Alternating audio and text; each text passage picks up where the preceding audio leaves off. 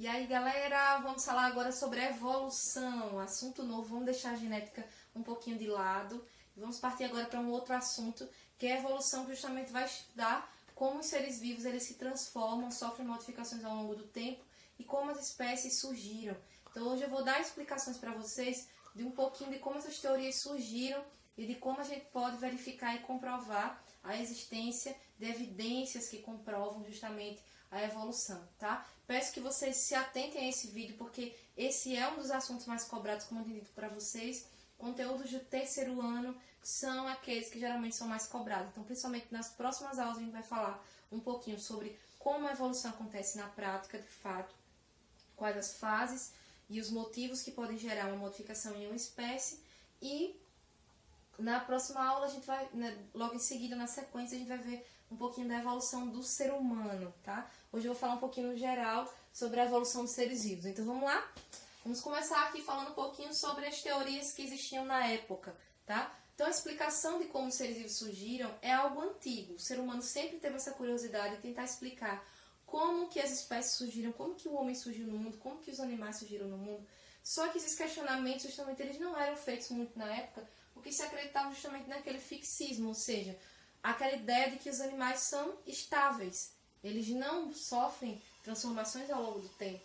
E justamente o fixismo, ele tinha como base justamente o criacionismo, ele era muito forte por causa do criacionismo, a ideia que era influenciada pela igreja, né? A igreja católica principalmente na época. Então, era a explicação mais plausível, Deus criou os animais e pronto. Então, essa frase, ela não permitia questionamentos, né? Hoje a gente sabe que a evolução ela é fato comprovado, existem muitas evidências que comprovam, tá? E a ideia da igreja hoje, ela aceita até a evolução, porque é um fato comprovado, mas que não deixa de lado, né, as ideias divinas, né, da vontade suprema de um Deus maior, né?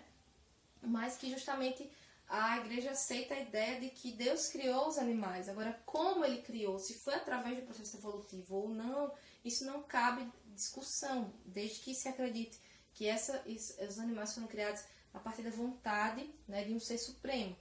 Então, hoje, digamos que as duas teorias podem coexistir, mas na época existiam muitos debates e o criacionismo realmente não permitia, né, ideias evolucionistas. Então, por isso que muitos evolucionistas, na época, eles tinham receio de publicar os seus dados, né, justamente por sofrer represálias, né, de pessoas, principalmente religiosos.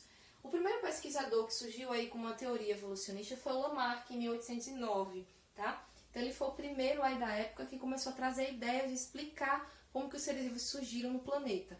Então a primeira explicação de que os seres vivos sofriam modificação foi feita por ele em sua obra, mas que tinha como base duas leis, a gente chama de leis do lamarquismo, né? Tem esse nome lamarquismo, essa ideia, por causa do Lamarck, né? A gente vai ver dois naturalistas principais se destacaram mais, são o Lamarck e o Darwin. Tem o Thomas Malthus também, que influenciou Darwin, mas enfim, os mais famosos, né, os mais citados são esses, Lamarck e Darwin. Quais as ideias principais de Lamarck, as duas leis, né, do lamarquismo? Primeiramente, a lei do uso do desuso e segundo, a lei da transmissão de características adquiridas. Vamos entender como é que isso acontece. Olha só, a lei do uso e desuso leva em consideração justamente o que o nome já diz, né? Quanto mais você usa uma parte, mais essa parte do corpo tende a se desenvolver. Quanto mais você deixa de usar uma parte do corpo, mais essa parte do corpo tende a desaparecer, tá? Então, por exemplo, se um macaco crescesse muito e aí ele não conseguisse mais subir nas árvores, a sua cauda, de certa forma, seria a presença ou a ausência da cauda seria uma característica irrisória, tanto faz, né? Porque não teria mais utilidade a cauda para o macaco, porque de fato a cauda tem a função de ajudá-lo a subir em árvores, é o lugar onde eles vivem, a maioria deles, pelo menos. Mas se um animal não precisasse mais subir em árvores, o surgimento da cauda não teria mais função, então essa cauda tenderia a desaparecer. Da mesma forma, quanto mais um animal utilizasse parte do seu corpo, por exemplo, tentasse se esticar, a girafa, por exemplo, tentar se esticar para alcançar a copa das árvores, um lugar mais alto, mais seu pescoço tenderia a crescer, né? Então, de certa forma, parte da teoria de Lamarck tem fundamento, porque, por exemplo, tem partes do corpo que realmente, se você trabalhar mais, eles vão se desenvolver mais. Por exemplo, a academia, exercício localizado nos braços, por exemplo, membros superiores, podem fazer com que os seus braços se desenvolvam, né? Os homens, principalmente, fazem isso. Só que se você trabalhar somente aquele músculo ali, e você não trabalhar outra parte, você vai ver que aquela parte ali vai se destacar mais. Então, digamos que o seu corpo fique, a gente chama de homem cuscuzeiro, né? Aquele corpo que ele tem os braços malhados e as pernas fininhas. Então, você pode, se você não souber fazer bem o exercício, você pode ficar com o corpo assim, trabalhado apenas em uma região. E, de fato, aquela musculatura ali, ela se desenvolve mais porque você trabalha mais. Então, não é que o número de células aumenta, é que a massa muscular aumentou, a célula cresceu de tamanho, porque justamente tem mais proteínas ali dentro do que tinha antes. Tá? Não é o aumento do número de células, mas é o aumento do tamanho celular, da massa muscular naquela região. E também, quanto mais você deixa de usar algumas partes do corpo, elas também podem desaparecer, isso é verdade. Ou elas podem se, que a gente chama de atrofiar. Por exemplo, quem fica muito tempo em um hospital, acamado, sem mexer alguns membros, quando sair daquela condição, ela pode sentir dificuldade de andar, de mexer um braço, porque ficou muito tempo parado. E se ficar por muito tempo mesmo, você pode perder totalmente o movimento dos membros, se você não trabalhar. Por isso que é importante fisioterapia, em alguns casos, quando você sai do hospital, né? Porque é justamente para estimular novamente o sistema nervoso, você vai estimulando o membro e o movimento é restituído. Se você não fizer direito fisioterapia, você pode perder totalmente o movimento do membro, né? Isso é fato, porque você não usou aquele membro. Então, de certa forma, parte da teoria de Lamarck tem até um certo fundamento. O problema é o seguinte, Lamarck acreditava que quando essa característica ela era adquirida, ela era transmitida para os seus descendentes. E aí que está o erro. Porque, por exemplo, digamos, o mesmo exemplo, você trabalhou demais sua musculatura dos membros superiores e esqueceu dos membros inferiores. Quando seus filhos nascerem, já vão nascer assim, com o formato do corpo homem cuscuzeiro? Não, eles vão nascer normais. Você se expõe muito ao sol, você é branquinho, se expõe muito ao sol, ficou com a coloração escura. Todos os seus filhos já vão nascer assim? Não, a gente sabe que não. Vocês estudaram genética e sabem que as características só são transmitidas se forem adquiridas a nível de gene. Então, por exemplo, se a modificação for genética, ela é transmitida. Se não for genética, ela não é transmitida. Né? É uma questão fenotípica, mas que não é transmitida.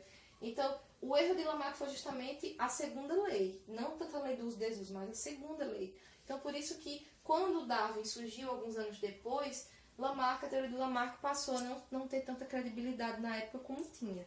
Alguns anos depois surgiu Darwin, e aí ele tentou ir mais a fundo nas suas explicações, tentando buscar fatos, né, que pudessem comprovar e sustentar mais a sua teoria do que uma ideia assim solta como a de Lamarck. Então Darwin resolveu fazer uma viagem, né, num navio que é chamado de navio Beagle. Então ele viajou durante 5 anos o mundo inteiro. No livro de vocês tem aí uma fotografia que mostra justamente o percurso de Darwin, né, no mundo inteiro. Ele alcançou até a América do Sul também, passando aí os locais onde ele desembarcou aqui no Brasil, aqui no Nordeste, né, na região Sul. Tudo está mostrando aí toda a imagem, todo o percurso que ele fez. Então Darwin, logo depois de sair do Chile, ali passando pelo Oceano Pacífico, ele encontrou uma ilha, que é a ilha de Galápagos, tá? Ali no Oceano Pacífico. E essa ilha, cada vez que ele desembarcava em um continente, em um local, ele sempre analisava a vegetação, a fauna e buscava fósseis. E ele ia juntando, escrevendo esses dados, ia juntando, tentando observar e tentar encontrar uma explicação para o surgimento das espécies. Só que essa ilha chamou a atenção justamente de Darwin, porque ele encontrou uma grande quantidade de aves e cada ave era muito parecida uma com a outra, mas o formato do bico tinha pequenas modificações que faziam com que as espécies já fossem diferentes. Por exemplo, o formato do bico. Então tinha alguns que tinham um bico assim mais comprido, tinha outros que tinham um bico assim mais curvado. E eram muitos pássaros e todos ele observou a nível de fóssil também na ilha, e ele observou que todos tinham um ancestral comum. Então isso começou a gerar na cabeça de Darwin alguns questionamentos. Por exemplo, se Deus criou todas as espécies, por que só tem essa diversidade de pássaros nessa ilha, nesse lugar, e não em todo mundo? Se for Deus que criou todos os animais, por que eu só encontro ancestrais, muitos ancestrais de seres humanos ou de macacos, por exemplo, na região africana, e não em outras? Então essa análise aqui da ilha de Galápagos começou a gerar alguns questionamentos, mas ele só foi ter noção da importância dessa ilha e dos estudos que ele fez lá, aproximadamente 4 anos depois, quando ele lançaria o seu livro, que é um dos livros mais famosos da evolução, que é A Origem das Espécies. Foi um livro que causou muita revolução na época, justamente por causa das críticas, né, que pessoas ali, influenciadas pelo criacionismo, elas fizeram, né, como a gente falou para vocês há pouco tempo. Então, Darwin, ele acreditava justamente na ideia de seleção natural e ancestralidade comum. São essas duas coisas, né, que Darwin falava muito, era a adaptação, a seleção natural e a ancestralidade comum. Vamos lá, vamos falar cada uma dessas coisas aí. Primeiro, Darwin acreditava que os animais atuais, eles tinham um ancestral comum. Por exemplo, macaco e homem têm um ancestral comum. Você vê que a similaridade entre um ser humano e um macaco é muito grande. Mas eu digo para vocês que tem uma frase que é muito dita, que é errada. Para a biologia ela é totalmente errada. O homem surgiu do macaco. Galera, essa frase é totalmente errada. Nenhuma espécie atual dá origem a outra também atual. Mas os dois, a gente pode dizer que o homem e o macaco tiveram um ancestral comum. Aí essa frase está certa. Tá? Existiu um ser antigo no passado que sofreu modificações até o ponto de se transformar em duas espécies totalmente diferentes. O macaco e o homem. Apesar da similaridade entre os dois, você vê que o ser humano se parece muito, né? Com alguns macacos, principalmente o chimpanzé, né? Que é o mais inteligente, e o nível de similaridade de código genético do chimpanzé com o ser humano é imenso, mais de 90%, cerca de 97% de similaridade. Então é muito parecido mesmo. Mas você vê que são espécies diferentes, apesar do nível de similaridade, né? Então, assim, Darwin, analisando os fósseis, ele viu que provavelmente esses animais, homem e macaco, tiveram um ancestral comum que desapareceu por algum motivo, né? Darwin também acreditava, há uma explicação que ele deu para o surgimento das espécies e o desaparecimento de algumas, é que as espécies se adaptaram melhor ao ambiente por modificações que surgiram naturalmente. Então, por exemplo, poderiam existir animais que tinham uma cauda, outros que não tinham uma cauda, mas aquele que não tinha cauda sobreviveu, aquele que tinha desapareceu, aquele que tinha uma nadadeira maior, uma nadadeira menor desapareceu, porque o ambiente favoreceu mais a existência de uma do que a existência das duas, né? Então o ambiente naturalmente ele vai selecionando aquela que está mais adaptada. Tem um exemplo clássico das duas teorias, que é a diferença das duas teorias, que justamente dá para o aluno entender melhor, que é o exemplo das girafas. É um exemplo clássico, que não está no livro de vocês, mas que em livros antigos sempre aparecia. Que é justamente um exemplo. Por exemplo, Lamarck acreditava que existiam girafas somente do pescoço curto, antigamente, né? E que, com o tempo, essas girafas desapareceram e só tem hoje girafa do pescoço longo. Qual era a explicação de Lamarck para isso? As girafas de pescoço curto começaram a se desenvolver e se multiplicar. Só que a vegetação rasteira desapareceu. Poderia ter desaparecido devido à super reprodução, né, de algumas espécies. Então, como a vegetação ela desapareceu, por algum motivo a girafa teve que alcançar a copa das árvores, por exemplo. E aí ela teve que se esticar. Esse fato de ficar se esticando. E então, como a girafa precisou se esticar para alcançar a copa das árvores, o seu pescoço ficou comprido, né? E aí a girafa, de tanto usar aquela parte, a lei do uso, quanto mais ela usou o pescoço foi ficando comprido. E aí essa girafa de pescoço comprido daria origem a outras também já de pescoço comprido, e só essas sobreviveriam e as outras de pescoço curto desapareceriam. Essa é a explicação segundo Lamarck. Segundo Darwin, ele dava uma explicação um pouquinho diferente. Ele acreditava o seguinte: existiam girafas de pescoço curto e girafas de pescoço longo. Naturalmente, a própria condição ambiental, ou seja, o desaparecimento da vegetação rasteira, fez com que as girafas de pescoço curto desaparecessem e as outras de pescoço longo ficassem, porque somente elas teriam acesso ao alimento e as outras não, né? Então, Darwin, ele acreditava o quê? Na adaptação ao ambiente e na seleção natural que o próprio ambiente fazia. Então, o próprio ambiente selecionava qual seria a espécie que desapareceria e qual seria a espécie que sobreviveria de acordo com a sua condição, né, biológica, sua condição natural.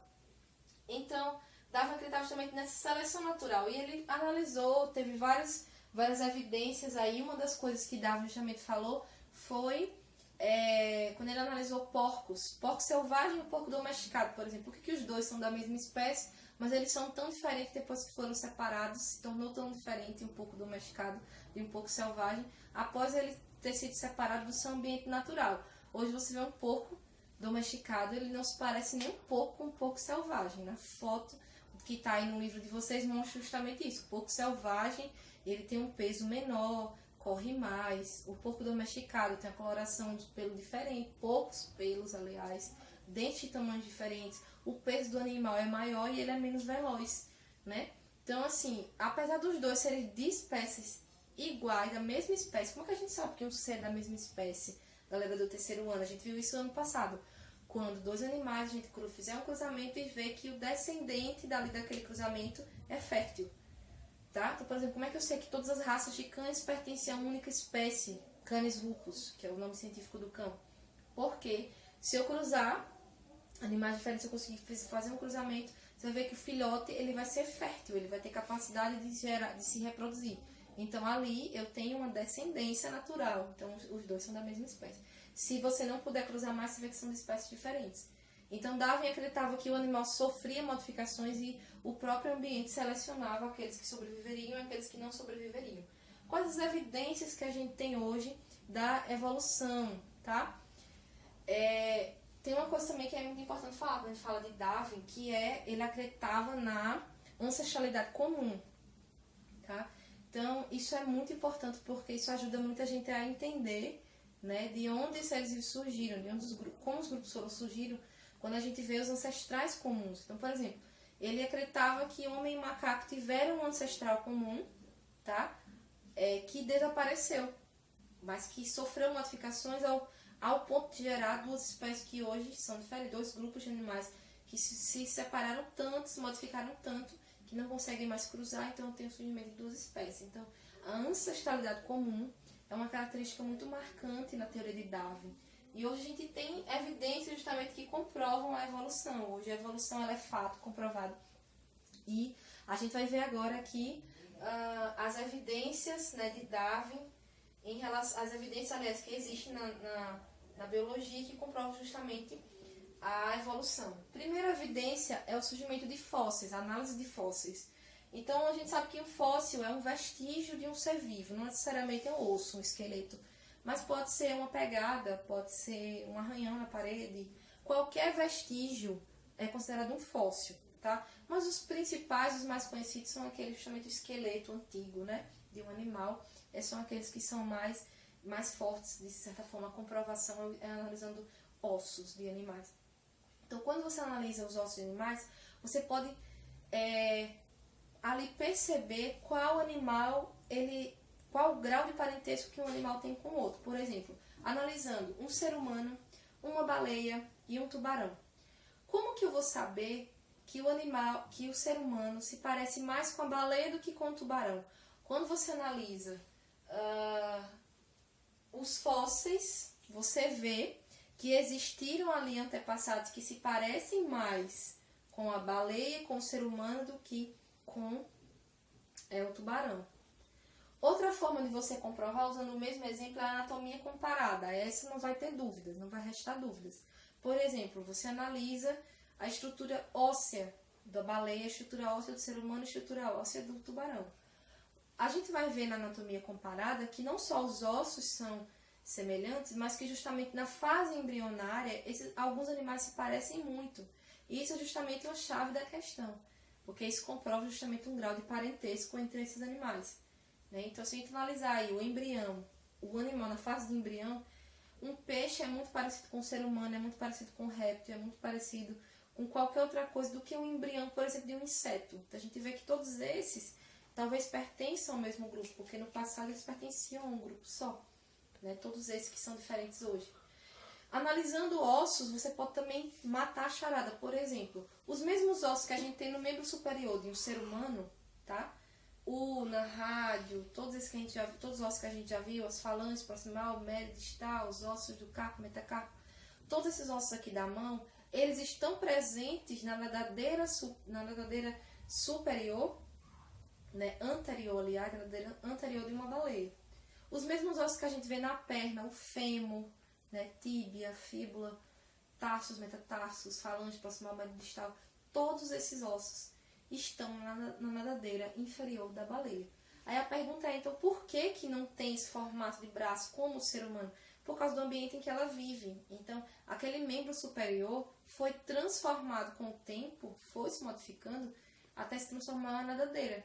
Mas como é que você sabe que a baleia é um mamífero, né, e não um peixe? Porque você analisa a nadadeira da baleia, a nível de ossos, e você vê que tem os mesmos ossos do ser humano. Só que quando você vai analisar a nadadeira anterior de um tubarão, você não encontra esses ossos. Porque justamente quando você vai analisar embriologicamente, você vê que a formação da nadadeira não teve a mesma estrutura óssea como a da baleia. Então você mata a charada. O maior grau de similaridade está entre baleia e ser humano do que entre ser humano e tubarão. Então, assim, a anatomia comparada é muito importante pra gente. E aqui na anatomia comparada a gente encontra justamente aquilo que a gente chama de órgãos homólogos, órgãos análogos. Ou seja, o que é a homologia? São aquelas partes do corpo que tiveram a mesma origem embrionária, mas hoje exercem funções um pouquinho diferentes. Por exemplo, braço de um ser humano e nadadeira anterior da baleia. Eles têm a mesma origem embrionária, vieram dos membros superiores, né? da mesma região ali que daria origem ao braço. Mas hoje eles têm funções diferentes. Hoje, o membro anterior da baleia tem a função de ajudar ela a nadar. No ser humano já não tem a mesma função, porque a gente não nada, né? Então eu posso dizer que braço do ser humano e nadadeira anterior da baleia são órgãos homólogos. Agora, nadadeira anterior da baleia e nadadeira anterior do tubarão são o que a gente chama de órgãos análogos, porque eles têm a mesma função, mas não têm a mesma origem embriológica. Então a gente tem também esses conceitos aí diferentes. Então a gente pode dizer que a nadadeira anterior da baleia e do tubarão sofreram o que a gente chama de uma convergência adaptativa, né? Vieram de origens diferentes, mas hoje têm a mesma função. E o braço anterior do ser humano e em relação à nadadeira da baleia sofreu o que a gente chama de divergência adaptativa, não convergência, mas divergência, porque precisou se modificar. Então esses são alguns conceitos também que aparecem quando a gente estuda anatomia comparada, tá? Divergência adaptativa, convergência adaptativa, órgãos homólogos e órgãos análogos, tá? As estruturas vestigiais também é uma evidência da evolução, a gente comprova, por exemplo, o grau de parentesco do macaco e do ser humano, porque a gente vê no final da coluna vertebral dos dois um restinho, um vestígio do que seria uma cauda no passado, né, de um macaco, por exemplo.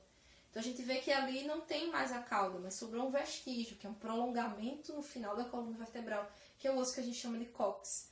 Então esse é apenas um vestígio, né, mas existem vários vestígios, né, de animais entre si, muitos vestígios que a gente encontra em um e outro, enfim, que comprovam justamente essa evolução. Outra coisa que a gente pode analisar é a semelhança genética.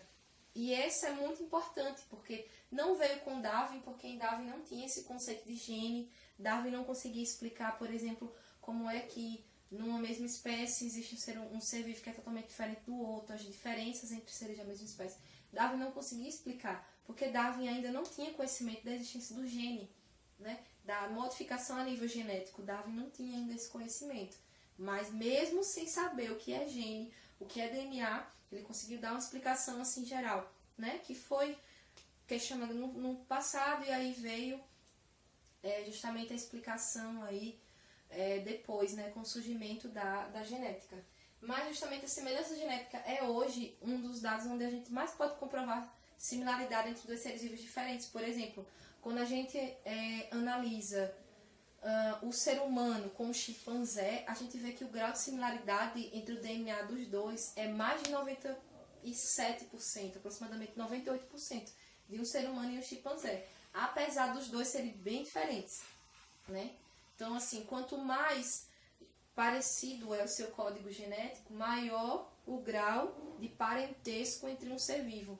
Então você pode analisar isso também a nível de gene, né? Por exemplo, analisando o código genético, a gente vê a similaridade entre usando o mesmo exemplo, entre o ser humano e a baleia do que entre o ser humano e o tubarão. O código genético do ser humano e da baleia se parecem muito mais do que com o código genético da baleia e do tubarão. Apesar dos dois, aparentemente você olha assim, os dois parecem ser parentes, parecem mais ser parentes entre eles, do que o ser humano, mas de fato não é, né? Analisando isso a código genético, a gente também consegue evidenciar a evolução. Então são o que a gente chama de provas de que realmente a evolução proposta por Darwin na origem das espécies realmente existiu, tá? Galera, eu vou dar só uma pausazinha para poder apagar o quadro. Daqui a pouco a gente volta com alguns detalhes também interessantes da biologia. E aí, galera, estamos de volta e agora vamos falar um pouquinho sobre a teoria que hoje é aceita, né? Tinha dito para vocês que Darwin deu algumas explicações que foram aceitas na época, né? Mas que faltava ainda alguma coisa, porque Darwin geralmente não sabia explicar como de fato a modificação era transmitida para os descendentes, porque a modificação que acontecia era uma modificação a nível de gene. Hoje a gente sabe que a modificação acontece, mas Darwin na época não tinha conhecimento sobre os genes, porque isso só viria muitos anos depois com o Gregor Mendel, as descobertas dos estudos com a ervilha, que ele descobriu o gene. No caso, como Darwin não sabia disso, muitos questionamentos eram feitos para ele e ele ficou sem resposta. Por exemplo, Darwin não sabia explicar por que dentro de uma população existem organismos tão diferentes entre si. Por exemplo, na população humana, todos nós conseguimos realizar cruzamentos entre seres humanos e gerar descendentes férteis, né? Então somos de uma mesma espécie. Porém, na África, a gente vê uma galera que é uma pele bem mais escura, lábios maiores. A gente viaja, sei lá, para os Estados Unidos, a gente vê uma população diferente. A gente vai para a China, todo mundo com o olhinho puxadinho. Vem para o Brasil, vai todo mundo diferente. Então, por que todos são da mesma espécie, mas tem essa variabilidade? Darwin não sabia explicar. Então, hoje, a teoria que é aceita é o que a gente chama de teoria sintética da evolução. As ideias de Darwin são as aceitas, mas junto a gente tem também os conceitos de genética, tá? Então, essas duas ideias juntas é o que a gente chama de teoria sintética da evolução, também chamada de neodarwinismo. Esse prefixo neo vem de novo, darwinismo, né? As ideias de Darwin. Então, vocês memorizam isso aí, ó, neodarwinismo, tá? Que é, ou teoria sintética da evolução, é a mesma coisa, tá? Quais são hoje os conceitos que foram inseridos aí no neodarwinismo, que é muito importante a gente entender? Como é que uma modificação ela pode acontecer? Ela pode acontecer basicamente de 3 formas, né? Então, a evolução, ela se baseia nessas 3 coisas que acontecem. Primeiro, a mutação, ou a recombinação desses genes, e logo em seguida vem a seleção natural. Olha só, eu vou citar aqui um exemplo que é muito importante que vocês memorizem, porque isso pode acontecer com qualquer ser vivo. Galera, a mutação, ela pode ser natural, ela pode ser induzida. Geralmente, algumas substâncias radioativas podem induzir a mutação genética, né? A gente sabe hoje que tem alguns compostos, alguns tipos de compostos químicos que emitem radiação, eles podem provocar, como naquele desastre, né, de Chernobyl, na Segunda Guerra Mundial. Então, aquela bomba atômica que foi jogada ali, né, ela tornou, durante muito tempo, aquela população ali exposta àquela radiação. Isso causou inúmeras mutações, bebês nascendo deformados, pessoas que tinham câncer, né, porque ali foi o gene da célula foi alterado por causa da radiação, tá? Radiação UV, radiação solar, também é um tipo de radiação do mesmo jeito e ela também induz mutação. Por isso que você não pode se expor ao sol durante muito tempo, porque senão você pode ter câncer de pele. No caso da mutação, ela pode acontecer também por um processo natural. Naturalmente, na natureza, isso é mais comum em micro-organismos do que em organismos maiores como nós. Mas isso também pode acontecer. Por exemplo, o câncer é uma mutação que pode acontecer. Por algum motivo, aquela célula, o DNA dela mudou, por qualquer motivo que seja, por exemplo, exposição à radiação UV, radiação solar. E aquela célula ali, ela se tornou alterada, a célula da pele. E ali começou a surgir um câncer de pele. Isso também pode acontecer com micro-organismos, quando muitas vezes você expõe eles a alguns medicamentos. Por exemplo, você está tratando uma bactéria, só que você não pode ficar usando antibiótico direto. O antibiótico é um medicamento muito forte. E que quando você expõe a bactéria com frequência a esse tipo de antibiótico, você induz na bactéria um processo de mutação. Então a bactéria pode sofrer essa mutação e, consequentemente, ela vai se tornar mais forte, mais resistente ao antibiótico. Esse é o problema de você tomar medicamento sem receita médica. Por exemplo, a azitromicina, né? A amoxicilina. Então você não pode tomar esses medicamentos sem uma receita médica. Você só deveria comprar, na realidade, com a receita médica, né? Justamente por isso, porque quanto mais você expõe o micro-organismo a esse antibiótico, maior vai ser a chance de processo mutagênico nele, tá? Como que acontece esse processo de mutação? Galera, naturalmente, às vezes, uma base nitrogenada, vocês sabem que o DNA, ele tem essas três partes, ó, esse é conteúdo do primeiro ano, tá? A estrutura do DNA. Ele tem um fosfato, um açúcar, que é uma pentose com 5 carbonos, que pode ser a ribose ou a desoxirribose, daí vem ácido ribonucleico ou desoxirribonucleico, e a gente tem uma base nitrogenada, são essas três. Essas três unidades vão formar o que a gente chama de nucleotídeo. Os nucleotídeos vão se organizando, vão se juntando e vão formando a cadeia de DNA, tá? Então, como eu disse para vocês, um açúcar, né? Uma base nitrogenada e um fosfato, tá? Então, olha só, essa base nitrogenada, ela pode ser de 4 tipos. Nitrogenada, porque já diz, né? Tem nitrogênio na sua constituição. E a gente tem 4 tipos de base nitrogenada diferentes. A gente tem a adenina, tem a timina, 5 aliás, adenina, timina, citosina, guanina e uracila. Tem esses 5 tipos aí, tá?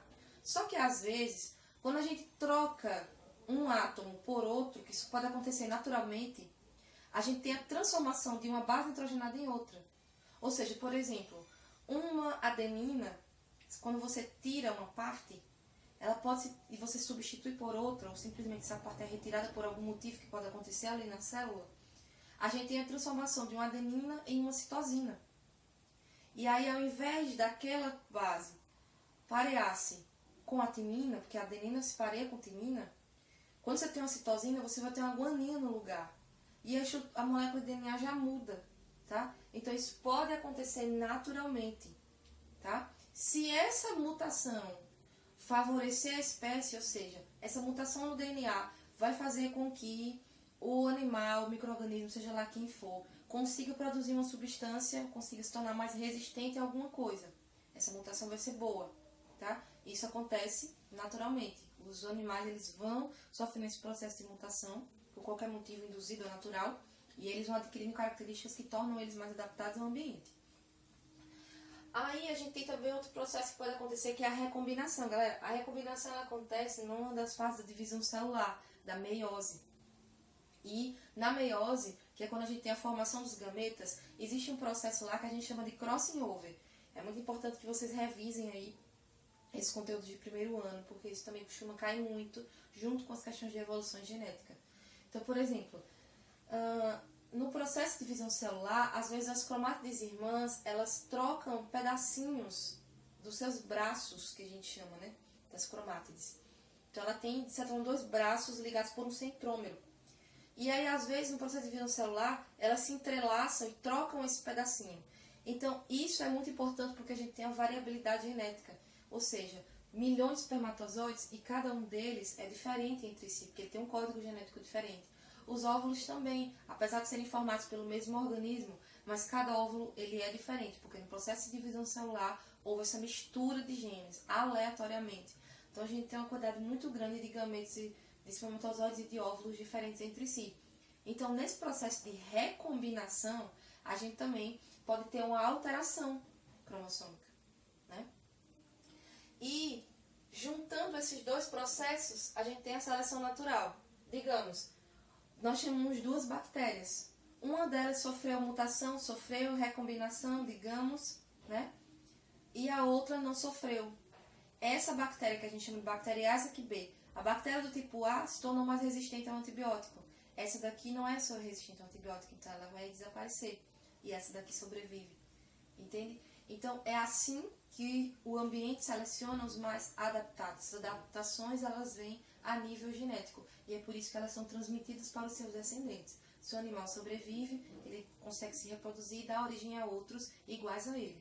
Tá? Então, hoje, essa é a ideia aceita pela ciência São as ideias de Darwin junto com os conceitos de genética. Tá certo? Então não esqueçam disso, é neodarwinismo ou teoria sintática da evolução.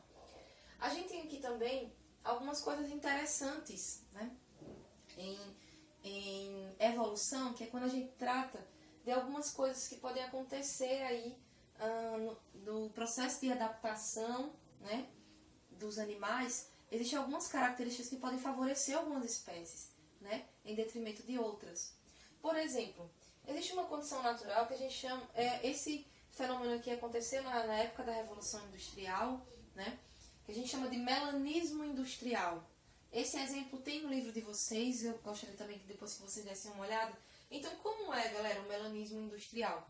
É o seguinte, existiam na época duas espécies diferentes de mariposas. Uma mariposa branca, uma mariposa cinza, aliás, e uma mariposa preta, tá? E na época, elas ficavam nas cascas das árvores, no caule das árvores, né? Elas ficavam lá, pousadas. Só que vocês sabem que quanto mais visível for o inseto, mais fácil vai ser o processo de predação. A ave vai conseguir enxergar mais fácil. Uma mariposa preta, num caule claro, né? Caule meio branco, sei lá, meio esbranquiçado, meio cinza. Então, a mariposa preta vai ser enxergada de longe, enquanto que a mariposa cinza ela vai estar camuflada ali, né? Então, a gente via nessa época, antes da explosão da construção de várias fábricas e da poluição do ar, a gente via que as mariposas pretas, elas acabavam tendo um número de descendentes menor do que a cinza. A cinza conseguia, naturalmente, se desenvolver mais. Só que quando veio a Revolução Industrial, foi o que aconteceu. Muitas fábricas começaram a ser construídas e aquilo lhe causou um pequeno impacto ambiental por causa da poluição do ar. Então, a fuligem que saía das chaminés das fábricas começou a manchar o caule das árvores. E ao invés de ficar mais claro, o caule das árvores foi ficando mais escuro por causa da fuligem, da poeira. E, consequentemente, qual a mariposa que começou a ser enxergada de longe? Não mais a preta, mas a cinza.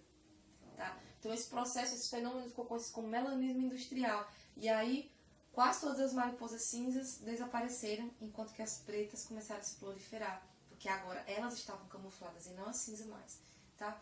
Então, esse é uma coisa que pode acontecer, um processo de adaptação que pode acontecer no ambiente naturalmente.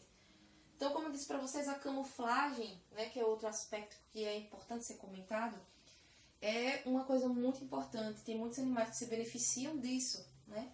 Então, por exemplo, ursos polares ficam no gelo, seus pelos são brancos, o gelo é branco, então ele consegue se camuflar, né? Várias onças pintadas. Então elas se camuflam ali no meio da vegetação seca, né? Então a gente tem diversos insetos que fazem esse processo, que se beneficiam, aliás, desse processo. E o mais interessante é que ao longo, né, do processo de evolução, eles já foram nascendo parecidos com o ambiente ao qual estavam. Tem muitos insetos bicho-pau, por exemplo, se disfarçam no meio de galhos de árvores. A gente tem diversas lagartas que são verdes, que ficam no meio da folhagem verde. A gente tem diversos insetos que no meio lá das folhas parece uma folha, só que não é uma borboleta, enfim. A gente tem diversos, principalmente insetos, eu acho a coisa mais interessante. E tem também a camuflagem que às vezes alguns animais fazem intencionalmente, né? O camaleão faz isso. O polvo, né, que é o mestre da camuflagem, ele consegue se disfarçar, tem células específicas nesse processo que são os cromóforos. Então a camuflagem ela é muito importante e aqueles animais que conseguiram se camuflar, eles sobreviveram. Aqueles que não conseguiram já desapareceram, tiveram vários que não conseguiram se camuflar e desapareceram. Outro aspecto interessante dos animais é o que a gente chama de coloração de aviso. Galera, geralmente tem alguns sapos, tá? Algumas borboletas também, que elas têm uma coloração mais forte. Na verdade, a borboleta ela já tem naturalmente aquela coloração chamativa, porque justamente a lagarta se transforma em borboleta para a reprodução, especificamente para a época da reprodução, né? Então, aquela cor chamativa ajuda a atrair outras, né? Mas, às vezes, tem animais que têm essa coloração de aviso, principalmente sapos, porque eles são venenosos. Então eles adquirem essa coloração forte, que é uma maneira do predador memorizar aquilo ali. Então, por exemplo, tem alguns sapos que tem uma coloração vermelha, né? Então, inclusive, acho que no livro de vocês tem esses sapos aí com a coloração meio avermelhada. Então, quando uma ave ela se alimenta desse sapo, né? Ela percebe que o gosto o sapo injeta o veneno na boca da ave e aquilo ali causa um gosto ruim. Então a ave acaba vomitando, cuspindo ali aquele sapo. E ali ela memoriza que outros daquela mesma cor são venenosos. Embora algumas espécies alguns indivíduos precisem morrer para que todos os predadores aprendam, de maneira geral, toda a espécie acaba sobrevivendo e se beneficiando dessa determinada característica. Outra coisa interessante é que a gente chama de mimetismo também, né? O que é mimetismo? É quando uma espécie, ela intencionalmente ou não sei, mas ela se parece com outra que é venenosa e ela se beneficia disso. Ela não é venenosa, mas ela é muito parecida com outra que é. Por exemplo, a falsa coral e a coral verdadeira, né? A cobra coral é uma espécie peçonhenta, ela tem veneno. Então você vê que ela já tem uma coloração chamativa, coloração de aviso, tá? Só que tem a falsa coral que tem uma coloração muito parecida com a verdadeira. Como é que você distingue uma da outra? Os anéis são diferentes, a coloração é mais fraca e outra característica que é crucial para você diferenciar uma da outra é quando você vê a parte inferior da cobra. Você vê a parte ventral, né, da cobra e você vê que tem os anéis, eles não são fechados em si. Ou seja, na parte dorsal da cobra tem os anéis, mas quando chega aqui no meio você vê uma lista branca. O anel não tem continuidade. Isso na falsa. Mas na verdadeira o anel ele continua até da parte dorsal até a parte ventral. Então as características é chave. Só que alguns animais não sabem diferenciar. O ser humano aprendeu a fazer isso, né? Analisando a cabeça da serpente você consegue saber se ela é peçonhenta ou não. Mas tem muitos animais que, pela coloração como ele acha que é parecido, ele acaba poupando as duas. Isso também é observado em muitas espécies de borboletas. Tem algumas que têm um gosto amargo para uma ave ou qualquer animal. Só que tem outra que tem uma coloração muito parecida. Ela não tem essa característica da verdadeira. Mas, mesmo assim, por causa da coloração que é muito parecida, o predador acaba deixando as duas, né? Então ela acaba se beneficiando.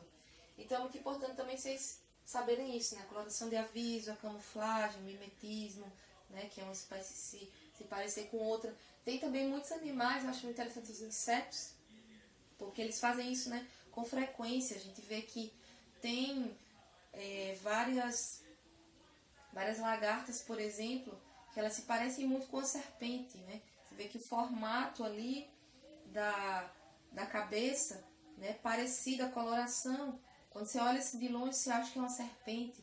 Ou às vezes algumas borboletas, que de longe você olha e parece figura de 2 olhos, como se fosse uma coruja, uma ave maior, né? Isso é para tudo estratégias de mimetismo, né, de disfarce, que é para tentar dispersar, né, todos os predadores. Então é bem interessante essas características, né? Importante que vocês também saibam. Então, por hoje é só, galera, que a gente pode iniciar, introduzir o assunto de evolução, é basicamente isso. Na próxima aula a gente vai falar um pouquinho sobre como a evolução aconteceu de fato, com mais detalhes, quais foram os fatores que interferiram no surgimento de espécies há muitos anos atrás. Logo. E a gente vai falar também sobre árvore filogenética, como é que a gente analisa hoje. É muito importante a próxima aula também, porque a gente vai falar sobre árvore filogenética, que é uma das coisas que mais cai no Enem. Ano passado caiu uma árvore filogenética, né? Quem é escolhido com os alunos e caiu no Enem. E logo em seguida a gente vai ver a evolução humana. Então a sequência de 3 aulas a gente encerra a evolução e a gente passa logo em seguida para ecologia, tá? Galera, essa semana vocês não vão ter, né, atividade, tá certo? Vou só deixar um tempinho para que vocês respondam a atividade passada, na semana passada, né? Que foi o simuladão do Enem. E aí na próxima semana a gente passa as questões, tá? Então, tarefa de vocês hoje, procurar no livro a página que fala sobre, o capítulo que fala sobre a evolução e dar uma lida. Eu vou até, inclusive, dizer agora mesmo, aproveitando aqui, para não deixar para depois, vou deixar para vocês a página, tá? Então, começa aí na página 103, o assunto, da 103 a 128, tá? Da página 103 até a página 128. Então, tarefa dessa semana é pegar o livro didático, dar uma lida, né? E eu vou mandar uns videozinhos interessantes para vocês, tá? Para que vocês compreendam melhor. Então, é só estudar esse assunto, tá? Beijo, meus amores, até semana que vem.